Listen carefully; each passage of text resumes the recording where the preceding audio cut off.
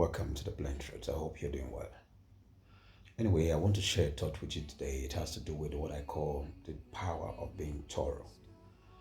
In this life we're living, a lot of persons are careful, but they are not thorough. And if you're not thorough, there are a lot of things you're going to regret tomorrow.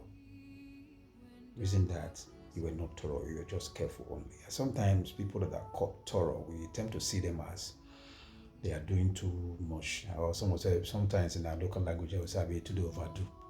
No. If you're thorough about anything you're doing in life, you'll be making steady progress, and then you'll do it even better. In school, if you're thorough about your study, you will do better. In business, you will do better. Even in your personal decisions, you'll do better.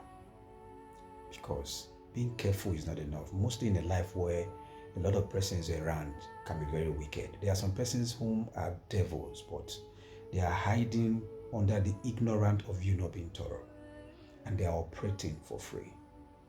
There are a lot of unfriendly friends. There are a lot of persons whom are staying in your space who are just there to gather information to sell out.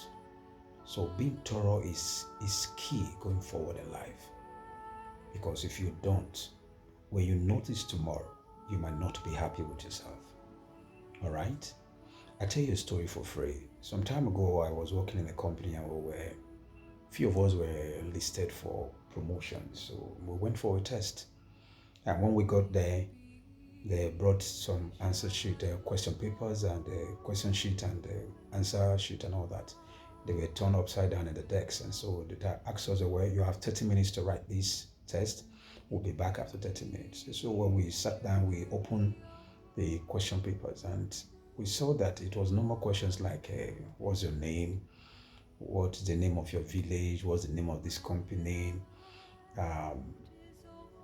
What's your hobby and all those things? Normal questions they've asked us before we got there. And this is, we that went to that test or exam or whatever we can call it, we were going to become state head in the company. So when we saw it, we were like, this is a walkover now. Is it what they said they want to do for 30 minutes before they come back? Why? We can do this in less than how many minutes? So after some time they came back, they kept to their time, 30 minutes time they came, and then they asked, please, everyone should submit. So we did. After submitting, we discovered that they came back and they said, please, only 3 persons passed this test. We were so furious. We're like, what do you mean that only 3 persons passed this test? Okay, what would be my name? I said, okay, please calm down. Everybody sit down. So we all sat down. Question number 1, what is your name? Everybody called their names. So I said, I don't know my name again.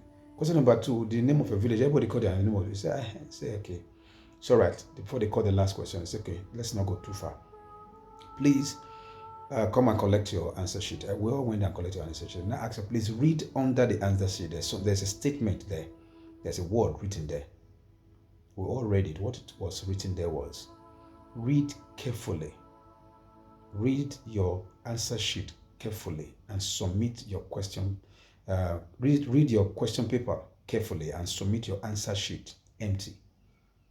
And under they say, when you find this, do not share. That don't tell anybody. Everybody was like, so, wow. We were careful to read the questions, but we were not careful to read what was on the answer sheet. Why? Because we thought that it only what we read there that they needed. Meanwhile, those persons who submitted empty sheets, we were laughing at them. Some of us were laughing at them and say, even this one's not for write this one. You daft. I would say, you don't know anything. But they kept calm.